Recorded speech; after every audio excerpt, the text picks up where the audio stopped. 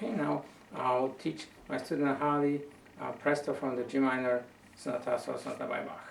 So have you played first page, please, first half? And we'll talk about it.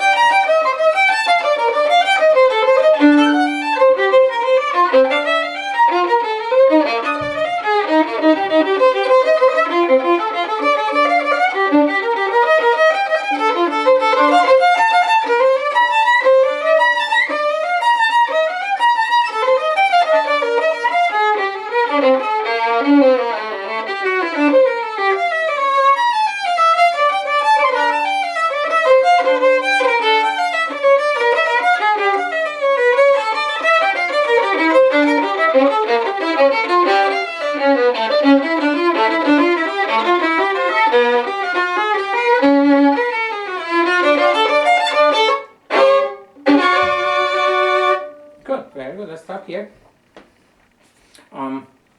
So good. You have a good sense of music. Very good. What really bothered me today is a lot of scratchy sound. Mm-hmm. Yeah. So again, that comes with more practice. Yes, and so you get more better feeling of how to do it. Always the better way. So let's go ahead and focus on just the first line. Let's play it through 5 times, okay? And let's kind of see how the sound will improve.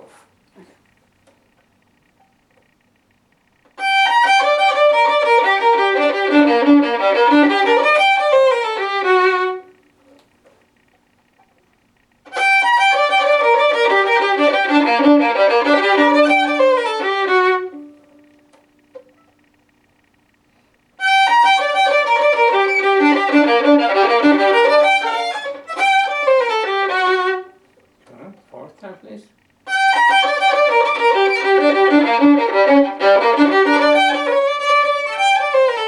Very good.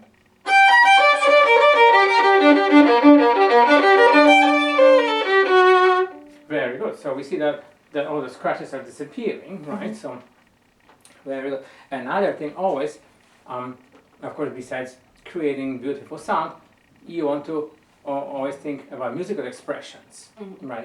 Even though we see all 16 notes, Bach never wrote any dynamics in his compositions, and that comes from the very improvisatory nature of a Baroque music. So people would do, they were even allowed to add notes to the composition, so-called ornaments, and the kind of they were judged based on their own interpretation, right?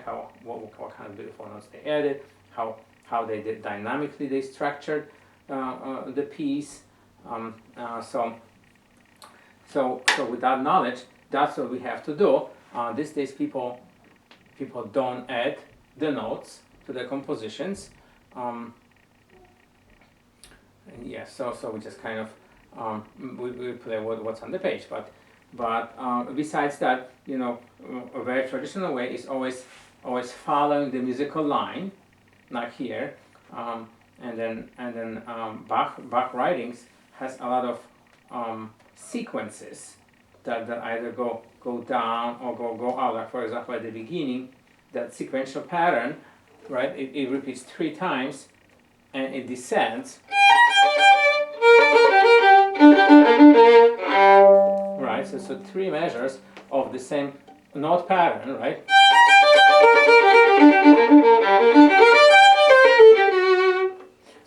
So very common way is whenever the music descends, we would do a little bit of a diminuendo, and then as it rises again in the 4th measure, we would again kind of do a like crescendo, right, and then fall on the diminuendo at the very last measure.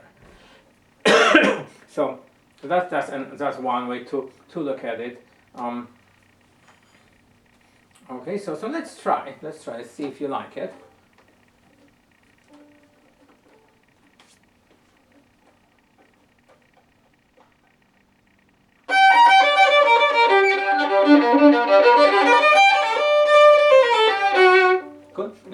again 5 times. So at the same time, the feel of the notes will improve. And think about this musical pattern that we created. Okay.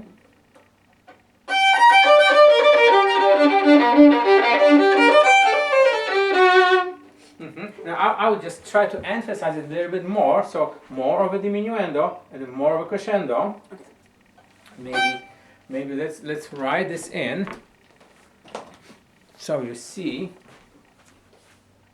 this. So it's all part of your own interpretation. Okay, so more diminuendo.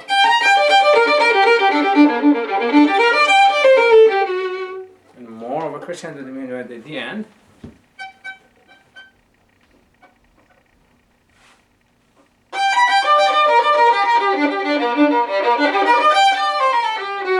Very good, very good. Let's think of this being the second time through. So 3 more to go, just like that.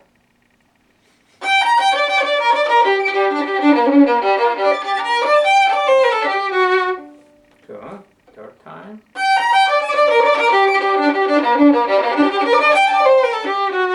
And one last time.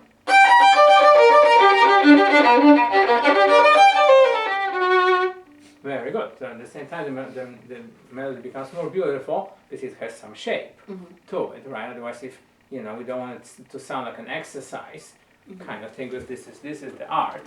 This is not an etude. So with that approach, I would practice that. Okay. So we'll finish for today. Okay. On this. Okay. Very good. Thank you. Thank you.